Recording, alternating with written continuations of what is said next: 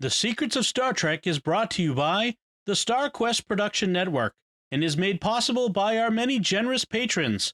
If you'd like to support the podcast, please visit sqpn.com/give. You're listening to The Secrets of Star Trek, where we discuss the hidden layers and deeper meanings found in all the Star Trek TV series, movies, and more. And today we're discussing the latest episode of Star Trek Picard, The Watcher. I'm Dom Bettinelli, and joining me today on the panel are Father Cory Sticha. Hi, Father Cory. How's it going, Dom? Very well, thanks. And Jimmy Akin. Hi, Jimmy. Howdy, Dom. Folks, remember to like The Secrets of Star Trek on Facebook. We're at facebook.com/StarQuestMedia. You can retweet us on Twitter, where we're at SQPN, and be sure to leave comments there. We'd love to hear from you. Be sure to stick around to the end of the episode. We'll have your listener feedback on our recent episodes. And I want to tell you about another show on the network that you're sure to enjoy, Jimmy Akin's Mysterious World, where you can find that at sqpn.com/mysterious or wherever fine podcasts are found. All right, Jimmy, can you give us a recap of The Watcher? Last time, the gang flew around the sun and ended up in 2024, after which Agnes tricked the Borg Queen, while Raffi and Seven went to Los Angeles, where Rios was promptly injured and arrested by La Migra. This time, Agnes's subconscious figures out that they have only 3 days before history changes, so time is short. Also, the Queen starts working on a plan to seduce Agnes into being assimilated and offers to assist the team if she and Agnes can tell each other stories. The team needs the help because La Migra is going to permanently disappear Rios and the transporter's not working. So the Queen fixes the transporter in exchange for conversation with Agnes. Meanwhile, Picard also goes to L.A., where he meets a younger version of Guinan. It turns out that Guinan isn't the Watcher that we were told to look for. However, Guinan does introduce Picard to the Watcher, an alien body-hopping entity that possesses people one after another. And the real Watcher, the original form of the Watcher, seems to be Picard's Romulan would-be girlfriend Laris from the 25th century. Meanwhile, Q also is in L.A., but when he tries snapping his fingers, his powers don't seem to work. The end. And then Corbin Burnson shows up to admonish him. No, just kidding. So we speculated last time where the ship La Sirena crashed, and I thought it was at Chateau Picard, and we get that confirmation of that. I also thought it was Chateau Picard. Yes. So Father Cory, you were wrong. I'm the one who I was the one who was wrong. Let's just call it out now. Father Cory was wrong. Sorry. I'm Father wrong. Cory. I quit. No, I'm kidding. We're told that during this period of the 20th and 21st century, the chateau was unoccupied, that during World War II, the chateau was occupied by the Nazis, and the Picard family survived in the tunnels below Q, Chekhov's tunnels, not that Pavel Chekhov, but the sense of the tunnels are going to be important at some point, obviously. Yeah. And then the Picards went to England during the war to escape. And that's explaining Picard's accent. Yep, yes, exactly. They just retconned his accent. 35 years later, we've retconned why is Picard British. Now we know. And that was totally unnecessary because it's 500 years from now, or 400, and accents develop in 400 years. Believe me. Take it from one who knows, okay? Yeah. Right. Yeah, it was never that big a deal. I mean, I think we all just kind of whatever and moved on. But it's funny that they did that. So Picard and Agnes are sheltering in the abandoned chateau. It's too cold okay. Let's talk about this. The life support isn't working in the La Sirena because they don't have enough power. Except they have enough power to transport and put on the cloaking device. They don't have enough power for the heat. How hard is it to heat up a coil? Yeah. Right. Well, and they say something like they're waiting for the auto repair to finish. So maybe they're trying to say that it's not they didn't have enough power, it's that the life support isn't working. But still, it's just like, okay, but the ship crashed and the external cloak wasn't damaged. So in the 25th century, it still takes forever to get a tradesman to show up and fix your stuff. Sorry, I have flashbacks to the last fall when my house repairs. Anyway, Agnes, while they're in the chateau, they've lit a fire. She's subconsciously remembering the date when the timeline changed as the 15th. So we don't see this happening, but in retrospect, Picard tells us that Agnes touched 15 beads on an abacus. Mhm. She picked out the 15th volume of the Encyclopedia Britannica that they have in France for some reason instead of the Encyclopedia Française. And she also got a bottle of Pinot Noir from 1915 out of the wine cellar or something. So she says, "Look at you, Dixon Hill." Right. Yep. Not the last Dixon Hill reference in this episode, by the way. We can get to that at the end. And so they've landed on April 12th, 2024. And now, given the penchant for TV shows to kind of want to be real time with the audience, even though it's 2 years in the future from us as we're watching, I have a feeling that we're going to be stuck on this in the 2024 for a few more weeks in our time, a few more episodes, which also might explain maybe many. Right. It also might explain the split Discovery season and the that weird overlap that they had, because Picard had to start on a particular date, the season 2, in order to, have that line up. I'm guessing that it just feels so that, guys, we don't need you to do that. Just run the show as normal. Well, still, I mean, if they so they've got till April 15th to change time, and assume they change time so they don't need to be in 2024. Well, that's only, a little more than 2 weeks away. So if we were 2 or 3 episodes left in 2024 and then we move on, actually, I would be happy about that. Right. As opposed to we're going to be stuck in 2024 till episode 8 or 9. Right. I was afraid that it was going to be basically the rest of the season was going to be 2024 until the last episode, and they solve things and poof, they go back to normal time and life is good again. They could even do a Voyager on us where they don't solve the problem until the very last minute, and then we get no denouement, no post-climax. They just beam back to the 25th century and see everything's normal. And we have no dialogue and no exploration of how everything's normal and our heroes have triumphed. Right. Yeah, we did it. The end. The end. Yeah. Yeah. I mean, if I had my druthers, we'd be back in the 25th century now, but that's the way it is. So before we go further, let me talk about my favorite moment in this whole thing. Okay. This is the best moment in the whole thing. Okay. Is when, and I'm guessing y'all may agree, is when Seven and Rafi are on a bus. Yeah, I just whispered the bus in LA, and there's a guy playing a boombox with the song that sounds oddly familiar, but isn't quite the same. The song we're listening to now is "I Still Hate You."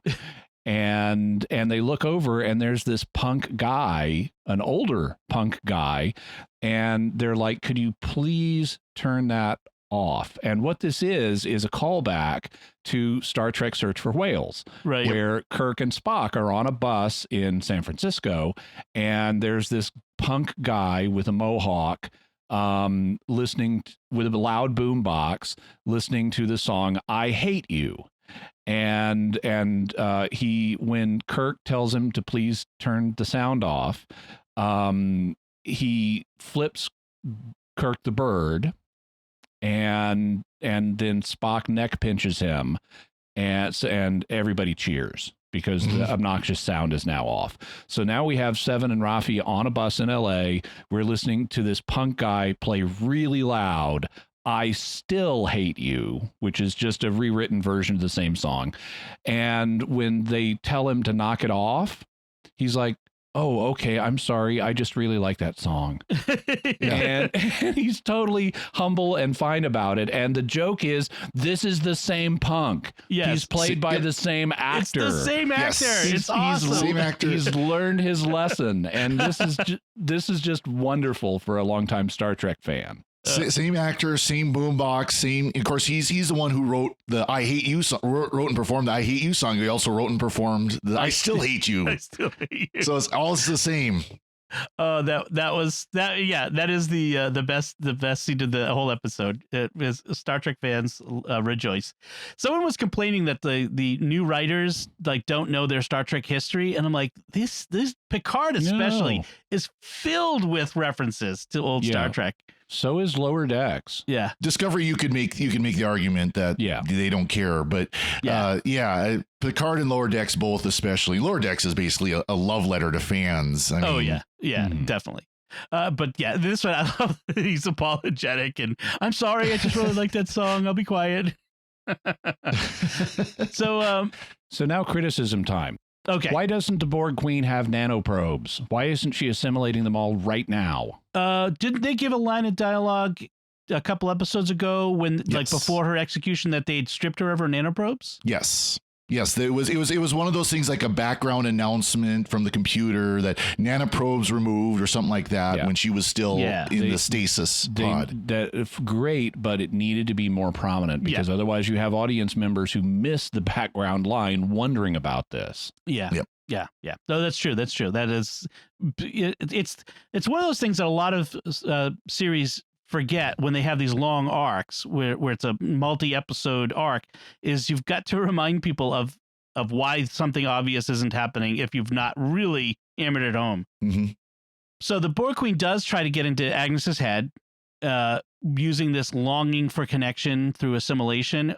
It's interesting how they've developed this idea of assimilation being kind of like an addiction, sort of a siren call. Once you've tasted it.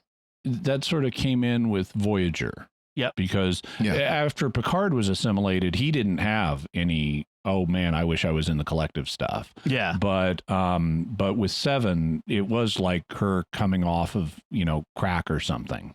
Yes. Right. And he did have residual effects of the assimilation, like we see throughout TNG. They have a couple episodes that deals with that. And then, of course, First Contact, he hears the collective at points. Yeah. So, right. I mean, there were residual effects, but it wasn't like an addiction. Yeah. I do like initially as they're, the Queen is trying to seduce Agnes into being assimilated again. Agnes, turns her back and starts walking away and for the night and says, have fun plotting or whatever Borg Queens do. Yeah. Agnes does get a few good quips and lines throughout. It is pretty good.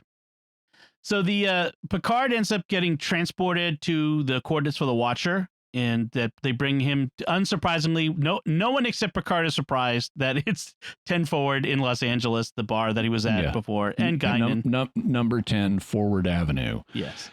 Which brings up a question of do we have a bootstrap paradox here? Why would they name part of the... I mean, on the Enterprise, the reason the bar is called 10 Forward is because it's on deck 10 in the forward section. Yep. Right. And why would that be named after a street, after an address in Los Angeles 4 centuries earlier? What's going on there? It made sense in the 25th century that Guinan might have bought a bar at this particular location or got somebody to rename the street or some silly thing. But it doesn't make sense in the 21st century at all. It just, it kind of, it is a bootstrap paradox, and it doesn't make any sense, especially given the timeline problems where that 10 Forward probably doesn't even exist in the 25th century of this timeline. So, yeah. I mean, and the thing is, they could have used the same bar. It could have looked the same with just a different address. Right. It did that, and that would have solved the whole issue, not even the whole concern. Right. It wouldn't have made any difference at all to the story. Because I could see Guinan, having a peak of nostalgia and saying, I'm going to buy, get off the Enterprise. I'm going to buy my bar back. Yeah. Yeah, I can see that. Mm-hmm. And then change it to 10 Forward. Yep. On the other hand, young Guinan has a bottle of Saurian brandy in the 21st century and a dog named Luna and a pump action shotgun. Action Guinan. Yeah. I kind of like this young Guinan. Better than Whoopi, frankly. I mean, Whoopi's fine as Guinan, older, but this one, I don't know. I kind of like her vibe. It was really cool. Yeah. Feisty, of course. Yeah. And, there's kind of personality issue there too, where she's lost the bar for whatever reason. They don't really explain why, other than worried about people stealing from her. I don't know if she's lost it so much as she's quitting. I think so. And this gets into. So I thought the actress was fine. in this as the young Guinan, and I didn't have a problem with them recasting Guinan. It's kind of interesting that they recast in the same series, you know, as they have Whoopi Goldberg, and I liked a lot of the stuff that that they gave the young actress to do, like when Picard. I mean, at first when Picard comes in, she's closing up, and it's in the middle of the day, and she's like taking some stuff to donate. And she's given up on this bar or something, and she doesn't want to have anything to do with Picard. She says, "You're too late to get a drink and too early to join the looters." And then he acknowledges that she's an Elarian, and at that point she whips out the pump action shotgun and pumps the action. And points it at him, and it's very dramatic. And she says, like, in all the time I've been on this planet, only about 5 people have said the words Elarian to me. And and so, okay, little excessive, but still fun, you know, to see her in this kind of action mode. What I didn't like, and we may want to wait a little bit to talk about this, but this version of Guinan is way out of character. She may be an interesting character on her own, but she is not consistent with what we know about the character of Guinan as previously established, which we can talk about more, but I don't want to interrupt all that. Yeah, I mean, because actually I did want to talk about that probably next, but because I think I know where you're going with that. But I did want to bring up the point which I first made, and then I had some explanations of why this is this way. Why doesn't Guinan recognize Picard? Because, as we know, in Time's Arrow in TNG, Guinan met Picard in 1893 along with Mark Twain, Samuel Clemens, and all that stuff. And so why wouldn't she have recognized him? And as someone pointed out, including I think one of the writers, or the showrunner, she wouldn't. That didn't happen because the Federation in this timeline didn't exist for Picard to go back in time, et cetera, et cetera. So we have that little paradox. And that makes sense. Although it does raise questions about, well, then history's already been altered. If Data's head is not under the Presidio in San Francisco from Time's Arrow, history has already been changed. It doesn't just change in 2024. And I presumably the answer to that would be correct, but the root that causes the ripples into the past, like Time's Arrow never happening, the root change is in 2024. So that's what they need to deal with. Right. Now, as for the difference in Guinan, I think I'm going to guess what you're hinting at is she's very 21st century political preachy. Yes.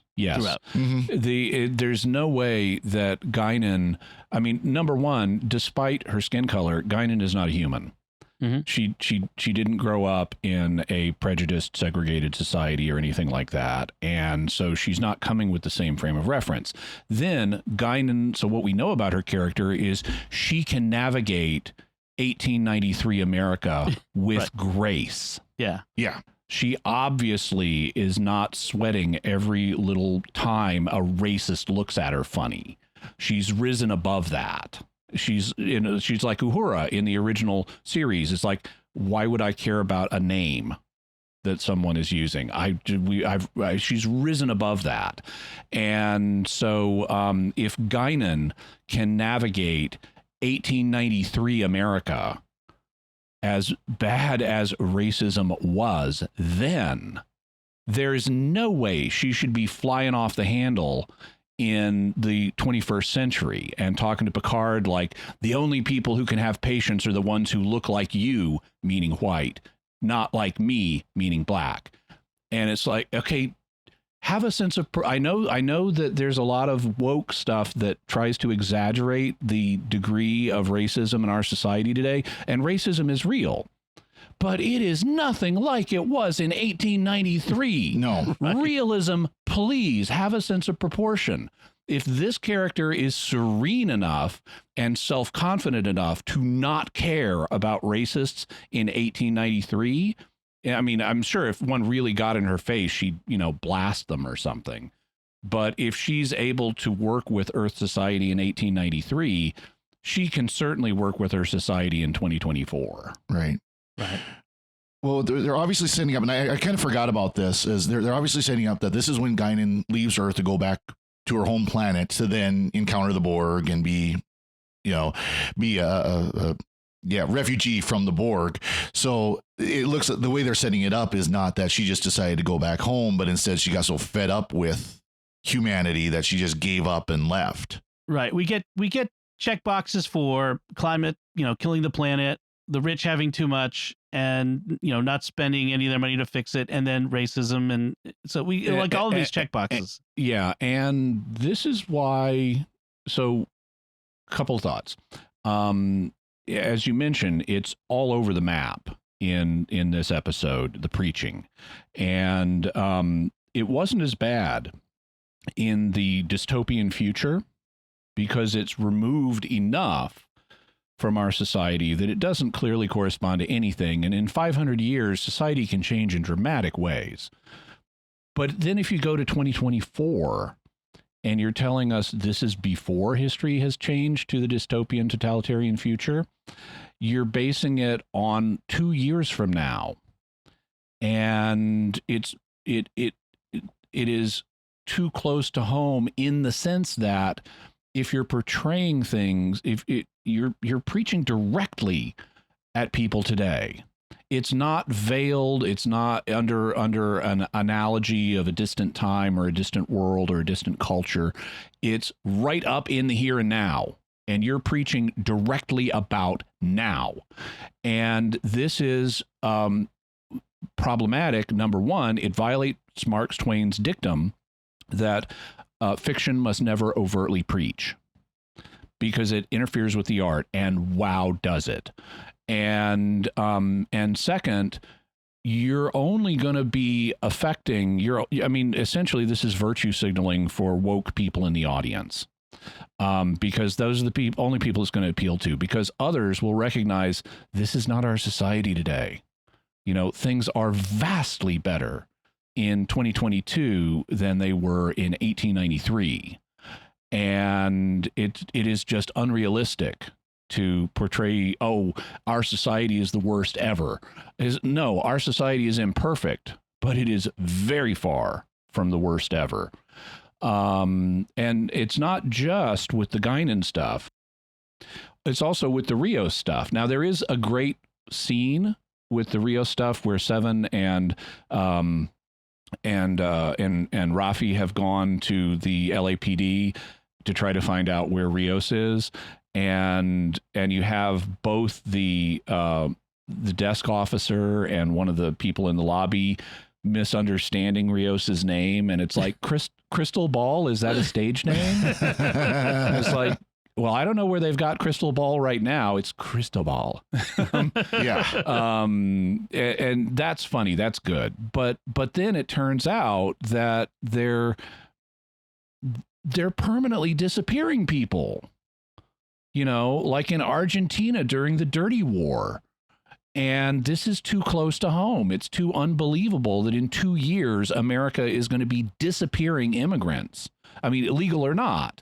This is not, I mean, I can imagine rogue ICE agents or rogue law enforcement or rogue anybody, killing a few people, but not as a matter of policy. Right. I mean, that's just so not where America is that it's unbelievable. And notice, all of the ICE guys are white. And this is just woke politics talking here, which is not reflective of the actual Immigration Customs Service. No, Border Patrol. I had a debate last week, and I met an ICE agent who was there, who wasn't Anglo, and just like in the episode Border Patrol Ghost on Mysterious World. I mean, the guy who's the central figure in that episode was Luis Santiago. He was Hispanic, and he was a Border Patrol agent. And the agent I met confirms the ghost stories about him are true. Oh, cool. We have to talk more nice. about that. Yes. It can't identify anybody, but he confirmed the stories are true. But in any event, this is all just unrealistic paint by numbers, woke virtue signaling propaganda. Yeah. It is not art. Yeah. It's disappointing and not unexpected. And frankly, Discovery does this a lot worse. But yeah, I mean, the sanctuary districts themselves are a bit of a stretch, but we're dealing with those because DS9 created them, and so we have those now. But even that is a bit of a stretch. Father Cory, I did get a chuckle though, as Guinan is railing about how we're destroying the Earth with climate change. She's driving a classic Ford Bronco, beautiful truck. I would love to have it. Which is a much heavier polluting vehicle than the new Ford Broncos are. So that might be a good start. Yeah. Yeah, right. So, by the way, I want to make it, and speaking, from an artistic perspective, you can do engagement with issues like racism and do it successfully. You just can't be ham-fisted about it. You need to do it in a complicated, sophisticated way. It's been years since I've seen it, but my memory is that the 1947 movie Home of the Brave, so this is 2 years after World War II ended, it deals with racism in the military, but it's way more complex. And more recently, and I've seen this one more recently, Quentin Tarantino's The Hateful Eight. It has racism as a prominent theme in it, but he's telling a complicated story with morally complex characters. And he manages to not simply preach at the audience. He tells a story that is well psychologically textured. And so I think you can do themes like, racism or climate change or whatever you want to do. There are ways to talk about these issues in artistic venues and pull it off artistically. You just can't be so ham-fisted about it. Right. It does. It's really even just unnecessary because it has nothing to do with the actual plot of the story. It's just tacked on to at least the Guinan bits are tacked on. It's woke fan service. Right. Speaking of other actual Trek fan service, as Guinan and Picard are walking down the street to her truck, we do see in the background the 21st Street mission. That's the one that Edith Keeler founded in The Guardian of Forever. Missed that. I missed that one. Yeah, that was fun. Was that story set in L.A.? I thought that was Chicago. I think it was L.A. But it clearly said 21st Street Mission. It was on one of those pop-up tents, and so it was like they were doing something in the street, serving food to homeless people or something like that. They could have expanded. Yeah, exactly. After her martyrdom. Yeah. What I liked is at the end of the episode, Q is sitting in Jackson Roykirk Plaza. Yes. Where Jackson Roykirk was the inventor of the Changeling probe, or originally the Nomad probe in the episode Changeling. Right. Nice. I saw that. I'm like, that sounds really familiar. But yeah, that's what it was. And then in the same scene, by the way, the Dixon Hill reference, since you mentioned that, the young woman is reading a Dixon Hill novel. Called The Pallid Sun by Tracy Torme, and Tracy Torme is one of the writers of The Next Generation. Yeah, and wrote the original Dixon Hill episode. So that was so I just noticed too. There's another connection to Next Generation that the Guinan's license plate on her car is S2EO1, season 2, episode 1, which is when Guinan first appeared on TNG. Right. Okay, let's talk another reference. This is not a Star Trek reference. The LAPD building that Rafi and Seven come out of is the same one used as the precinct in the ABC TV series The Rookie. So I don't know if that's a real LAPD precinct that they use for filming stuff or what. But I'm waiting for Nathan Fillion to walk by in the background or something. That would have been really awesome. That would have been cool. Anyway, the police Captain Hammer, corporate tool. Yes, Hammer. So Rafi and Seven steal a police car. They're trying to access the computer to find out where Rios is, and then end up having to steal it. And the police, they hear on the police scanner, the police know the car is stolen, but can't seem to find them. Like they're driving around like crazy people through the streets of LA, going the wrong way down streets and stuff like that. But there are no police cars around them for quite a while as they're flying around. It's like there are tracking devices in these things. They know where the cars are. Yeah, they have tracking devices in police cars these days. Yes. Yeah. Also, I like how Seven executes a bootlegger reverse in the car. She does. She's quite good. That was fun. Also, as they're about to break into the car, so Rafi continues to be very disturbed in the wake of Elnor's death. And she's very frustrated. And she said, as they're heading to the police car, Rafi is like, I hate everything. And Seven is, but you hide it so well. Yes. And then she whips out a phaser that she's going to use to disintegrate the window of the police cruiser so they can get in it. And Seven is like, what happened to no phasers? And Rafi says, I have no idea how this got here. Yeah. That was some good dialogue. Yeah. I do. I also like when Rios, speaking of good dialogue, I like when Rios is in ICE detention. They've got a big plaque on the wall with the Pledge of Allegiance and the American flag, and Rios is musing to himself. I think he's speaking in Spanish at this point, but he muses to himself, they make you swear allegiance? That's hardcore. Yeah. I have to say, Rios is I think he's my favorite character in this series. I just really enjoy all of his scenes. There's a point where he's talking to the ICE agent and he's like, okay, let me come clean to you. And he starts telling him exactly what's going on about being a time traveler from the future and all this sort of stuff. And the guy's like, at first he's like really intent. He's like, oh, you're just pulling my leg. I thought he was going for, you're a crazy person. Let's transport you to a hospital. But no, that didn't happen. So there's also another interesting reference. I think it might be a reference when Rafi and Seven are breaking into the police car and Seven's like, you want me to drive this? And Rafi says, you can pilot a starship, but you can't drive a car. That's recalls when Archer and T'Pol were about to steal a Dodge Ram truck in Detroit in 2004. And they had a similar exchange. So I thought that was kind of an interesting connection.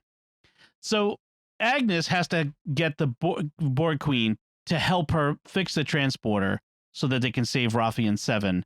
And so the incentive is we're both alone. And so I will chat with you in between crises. I will, because the Borg Queen has no Borg in her head. Like she's now alone. She's suffering separation anxiety. Right. Like so, dog or something. Right. So in the end with Picard and Guinan, in order to get her, she will not help him find the Watcher. So what eventually convinces her is he tells her his name. Why does that work? Presumably because since they haven't established it on camera, but we know the intent is that she's never met Picard before. Yeah. Because 1893 didn't happen for Picard in this timeline. So it doesn't literally make sense that him telling her his name would make any difference to her, since she already knows this guy is like from the future and he is aware of things. He knows I'm an Elarian. He says he knows me in the future. She hasn't cared about any of that. So why would his name make any difference to her? It doesn't make literal sense. Presumably the explanation is that this is related to what they've given a name to now, which is the time sickness that she experiences with divergent timelines. That Picard says your experience earlier, she actually hurls when she first meets Picard, and he says you're experiencing Afkelt, or time sickness, that your species can get when something has happened with the proper flow of time. And so presumably when he says my name is Jean-Luc Picard, that resonates enough with her subconscious awareness of other timelines that it makes her take him seriously now. Exactly. Okay. So that gets Guinan into... But that's just me doing the writer's job for them. Right. They didn't actually explain that's pretty much about the only explanation you can come up with is just by hearing his name. She has some connection like, okay, I do know you somehow, you Yeah. know, there's some point where I know that you're telling me the truth anyways. Be nice if they wrote that down somewhere, but you know. Mhm. So that gets Guinan to explain that what he's looking for is something called a supervisor, also called a watcher. These are beings who are assigned to watch over the destiny of certain individuals. And she admits that, at least in this case, they admit that's vague. Like, who does the assigning, why, etc. She says But they're not we've got big a big explanations. clue coming up. Yeah, right. Yeah. So she gets a meeting. She sets up a meeting for them. They go to a park. You know, she also warns him, if you're not the real deal, talking about the Watcher to Yeah. Picard, if you're not the real deal, she'll probably bite your eyelids off. Right. And Picard says, that's nice. Yeah, right. And I wonder if that's literal. So it turns out, as you mentioned, that the Watcher can possess people and communicate through them, control their actions, while they have like these white eyeballs to indicate to the audience that these people are being controlled. And passes off Picard from one to the other from a little girl, which is like that's the ultra creepy, is when you have a little girl who's possessed by an adult, you know, that sort of thing. That's like that's the movie version of creepy. So to a hot dog salesman or a vending Food cart vendor. salesman, food vendor of some sort, to just random dude, and then finally travels him along to this other end of Leads this him tunnel. to. Yes, thank you. To a Watcher who looks like a human Laris. Like, as you mentioned, it doesn't have the ears or the eyebrows. And Picard recognizes and says, like, Laris. And then she Yes. grabs him, and we see this square cloud special effect that transports them away. Which, And it has been immediately pointed out, this is very much like the transporter effect that was used by Gary Seven in the second season finale of the original series, Assignment Earth. And in Assignment Earth, we learned that Gary Seven was a human who was raised on another planet, very distant, and had been assigned to Earth to help protect it. And he'd been given, basically, this was a Gene Roddenberry ripoff of Doctor Who, because you had Gary Seven as this advanced human, but from an alien planet with advanced technology, including a sonic screwdriver. And the ability to travel at least all around the world, and maybe through time, through his magic box, which was a transporter set in his office. And so but we've never had any further development of who was Gary Seven working for, and you know what was their agenda and things like that. And so it looks like they're finally going to pay that off, which I think is awesome. yeah, it was a backdoor pilot, really, for a series that never got developed. Because Roddenberry thought that the series was going to be canceled at the end of season 2, and so he wanted to have a backdoor pilot for his own Doctor Who knockoff. I wonder if they're taking material that Roddenberry had developed as part of this, and they're gonna expound on it so that we'll get this background finally. So, and for those of you who aren't familiar with Assignment Earth, like maybe Father Cory, because I don't know if you've seen it or not, but it takes place. I have seen this particular one. But yeah. In the 60s, so it predates all of this. So the Enterprise had traveled back in time, and there's an alien woman who takes the form of a cat, and also Terry Garr is the human companion of Gary Seven as the Doctor. Yes, as Doctor a very Who. young Terry Garr. Yeah. Yes, that would have been a good series. Actually, that would have been fun to see. So it's interesting to see where we're going with this. So that's where this episode ends with them, and then we get to that scene of Q talking to himself in Roy Kirk Plaza about being afraid to do something. I'm not quite sure. It's deliberately ambiguous. And we're told he's telling himself, apparently, even though he's looking at this girl reading a book. It's kind of ambiguous. Is he talking to her, or is he talking? He's talking to the air, and it's a little unclear if it's to her, but we suspect it's really about himself. He's saying, this isn't, you're not going to be able to do this. This isn't going to work. People are going to die, and fear is the uppermost emotion in your mind. And then he snaps his fingers to accomplish something, and nothing happens. And he says, that's unexpected and unfortunate. Right. Yeah, the quote is, you can't do it, and you know it. Oh, sure, you played the game for a while when nothing was at stake, when the only challenge was fooling everybody into thinking you had the nerve, but now it's real. The fear is choking you. Well, here's the truth. You can't do it. People are going to die. And now your fear, your doubt is the loudest voice in your head. Also, this Q is the older looking Q. The actual how John Delancey actually looks right now in 2022, as opposed to the younger version that he made himself look earlier in this season. So that's interesting. So we'll see where we go from there. Any other notes on this episode before we get to our feedback, Father Cory? Nothing here. Jimmy? So when Guinan first meets Picard, he reveals that he knows she's an Elarian. She says, "Where are you from?" And he says, "France." And I couldn't help thinking of the Coneheads. France, we are from France. We are from the south of France. We need dilithium to survive. I was thinking of Hamilton. France? Haven't seen that one. Okay. I also like in the car chase sequence with Seven and Rafi, Seven at one point says, "What does a yellow light mean?" And Rafi says, "Go faster." Yes. Yeah. And then, of course, what happens after yellow, Rafi is like, "Red means stop, red means stop." Yeah. Yeah, the car chase had some funny bits in it. They're running around trying to navigate city streets in a car. Yeah. Yeah. Meanwhile, back at the barn, the Queen is talking to Agnes, and as part of cutting a deal with her, Agnes, I think, accuses her of wanting to betray them, and the Queen says, "Betrayal is just an anagram for believe me," which is a great line, but I'm going, that's not true. It's not an anagram for believe me. And Agnes gets this expression on her face where she realizes the same thing. Yeah. And the Queen says, "Poetry, dear, flair." And it's like, this is the most casual, humanly relatable Borg Queen we have ever seen. Yeah. She is different than other Borg Queens. Even the Voyager Borg Queen was, she was more alien than this. Yeah.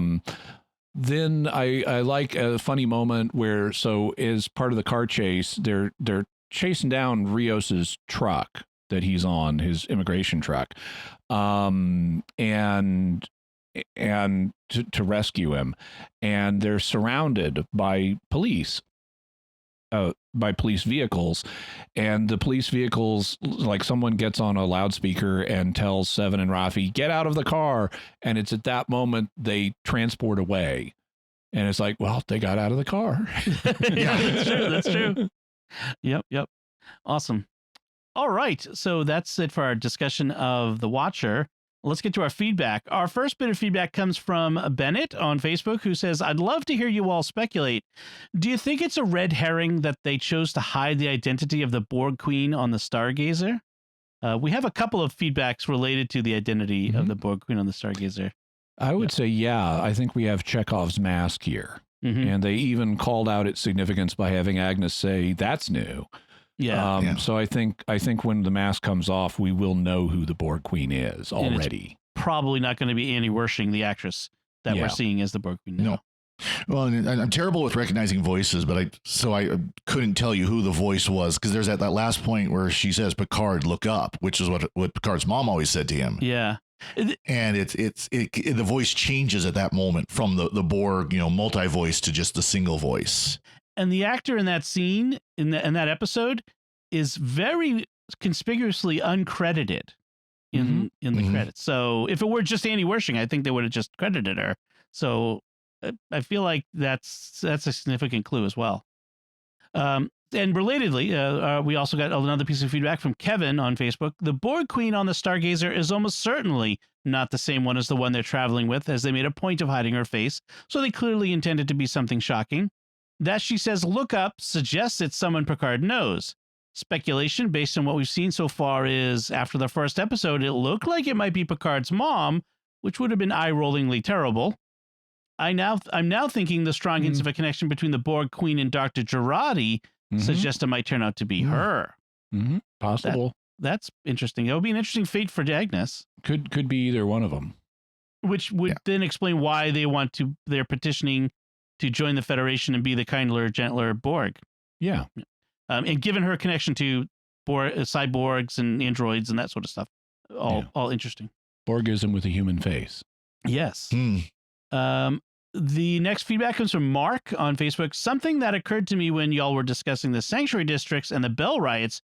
It could turn out that the Watcher is Ben Sisko. After all, Sisko is a prophet, and the prophets aren't bound by linear time, and they could easily recast the role with someone other than Avery Brooks. So, well, that's true. They could recast with someone other than Avery Brooks, and that would be an interesting way to And the last so the last we saw of him, he was going off to be with the prophets, and so he could come back with a different actor, and there would even be the potential explanation for the recasting if they wanted to use it. The difficulty with that is Deep Space Nine is widely considered the best of the original Star Trek series, and frankly of all of the Star Trek series. And Avery Brooks has a lot of fans, and if you just recast Avery Brooks, I could see some fan pushback. Yeah. And I just don't feel, well, I mean, obviously we have a different turn, who the Watcher appears to be at the end of this. I mean, it doesn't mean they can't be wearing a face or whatever. But also, I just don't feel like they're going to cross the streams in the sense of, like, all of the cameos in Picard are TNG cameos. Except for 7. Oh, I guess. Yeah, you're right. Right. What am I thinking? Yeah, 7 is a Voyager cameo. So that kind of kiboshes that. So they could. Okay. Well, but she's more of a regular character too, though. She's not just a cameo like Guinan or somebody like that, or Riker and Deanna. Yeah, that's true. But I just feel like it's unlikely. It'd be like having Archer show up. I feel like unlikely. There's not even to say that this character that looks like Laris is the actual Watcher either. Yeah, just the person that she might be the one taking Picard to the actual Watcher. So I mean, there's still that possibility, but obviously if that is the Watcher, then they've closed that door. I think they said this is my real form or something like that. Yeah, I'm not sure. Yeah. Anyway, I might missed any kind of language like that. So our last bit of feedback comes from Jeff from Texas, who sent an email. He said, I've always been a sci-fi fantasy fan, and while Star Wars is my favorite space fantasy, I really enjoy Trek 2, and have seen most of the series. I started your podcast when I decided to rewatch Discovery's first 3 seasons leading up to 4. Oh, boy. Why I put myself through all of season 3 again, I have no idea, but your commentary made it enjoyable. I have been listening to your back catalog on other Trek series as well as watching the animated series episodes you've covered, which is the one series I've not seen before. I appreciate the humor, analysis, and Catholic perspective on these series. I've written this in between episodes 3 and 4 of Picard, so this theory could be blown up after the next episode, but I wanted to speculate on Q and the Watcher the Borg Queen mentioned. I wonder if Q did something that changed the timeline by mistake, and the other Q forbade him from directly interfering. Q's solution, then, is to visit his go-to human, or android copy of his favorite human, to get him to fix it. Could the Watcher be another Q choosing to live apart? The obvious answer is that it's Guinan, but I'm not sure. The series has liked to roll out cameos, so if it's not Guinan, I'm reasonably sure it'll be someone we know. No matter what happens, I hope we're not stuck in 2024 for more than a few episodes and get back to some trekking in the stars. No matter what, I'm grateful for this and the other SQPN shows about my favorite sci-fi. So we've got some new data on the Watcher now. In terms of Q, I am wondering about the extent to which the other Q are sabotaging what he's doing. Like in the it wasn't Q Who, but the one where Q loses his powers. Right. And on the other hand, I saw an interview with John Delancey on the Ready Room, hosted by Will Wheaton, where they talked about what Q is doing here, and they didn't go into detail, but John Delancey indicated that he's fundamentally giving a gift to Jean-Luc Picard. And that will become obvious by the end, that this is a personal gift from Q to Picard. And that would suggest that Q has agency here. That he's not simply fumbling this, but that he's doing this for a deliberate reason in order to do good. Interesting. What if he's going to make Picard a real boy again? Maybe I would be all in favor of that. Yeah, that would be a wonderful thing. Yeah. Well, and actually, in that Riker becomes a Q episode, he indicated that he could do that for Data. Yep. Mhm. Yep. So I would be happy with that, but my guess is they won't do that because boldly having a Robo Picard was the new thing for last season. It would be undoing the new thing. Yeah. Yeah. By the way, the episode you're thinking of is called Deja Q. Right. I knew I'd heard of that episode before. Yeah. But the interesting thing is like Pun nothing intended. that. I get the Deja Q. The interesting thing is that nothing we saw in the Watcher episode actually contradicts anything that Jeff from Texas speculated on. So it's still an open question. All right. So that does it for our feedback and for our discussion. We want to take a moment to thank our patrons who make it possible for us to create the Secrets of Star Trek, including the Stander family, Ben B., Christopher M., Dean S., and Brent W. Their generous donations at sqpn.com/give make it possible for us to continue the Secrets of Star Trek and all the shows at StarQuest. You can join them by visiting sqpn.com/give. So that's it from us. We'd love to hear what you think of this episode of Picard, The Watcher.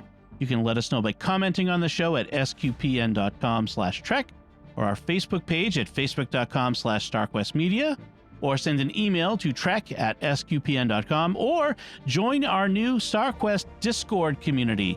You can find the invitation to join at sqpn.com/discord. We'll be back next time when we'll be discussing the next episode of Picard, Fly Me to the Moon. Until then, Father Cory Sticha, thank you for joining me and sharing the secrets of Star Trek. Thank you, Dom. Jimmy Akin, thank you as well. Thank you, and live long and prosper. And once again, I'm Dom Bettinelli. Thank you for listening to the Secrets of Star Trek on StarQuest. And remember, je ne regrette rien.